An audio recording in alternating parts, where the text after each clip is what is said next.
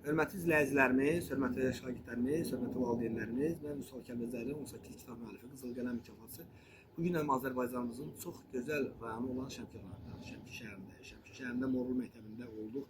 Bir müddət əvvəl dəfələrlə çox sayda şagirdləri, tələbələr müəllimlər sevmişdik. Bugünkü gündə qabaqcıl və nümunəvi şagirdlərindən birini sizlərə təqdim etmək istəyirəm.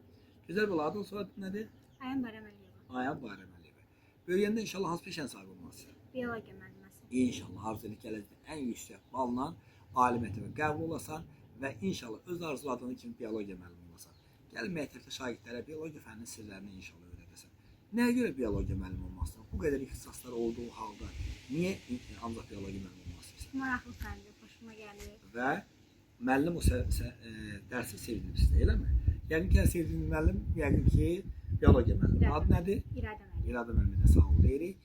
Və indiki sinif rəhbəri kimdir? Şahnaz müəllim. Şahnaz müəllimə də sağ ol deyirik. Sənə əziyyət çəkir. İlk əlifbanı öyrədən müəllim kimdir? Xilqət müəllim. Kim müəllim? Xilqət müəllim. Xilqət müəllimə də öz adından dərin təşəkkür edirik. Çağdaş təhsil komandası olaraq sizin kimi şagirdlərimiz fəxr edirik, qürur duyuruq, uğurların bol olsun, nailiyyətlərin bol olsun. Gözəl balamız, bizə nə söz verirsən? Bax, bugün 2025-ci il, demək 17 iyun tarixi. Nə söz verirsən? Gələcək bayramını yüksəklərə qaldırmağa, vətənimizin başını uc etməyə söz verirsənmi? Verirəm. Söz verirsənmi ki, bax, anan sənin üçün əziyyət çəkir, valideynlər sənin üçün əziyyət çəkir. İnşallah təkcə məktəbimiz deyil, bütün respublika səndən fəxr edəcəkdir.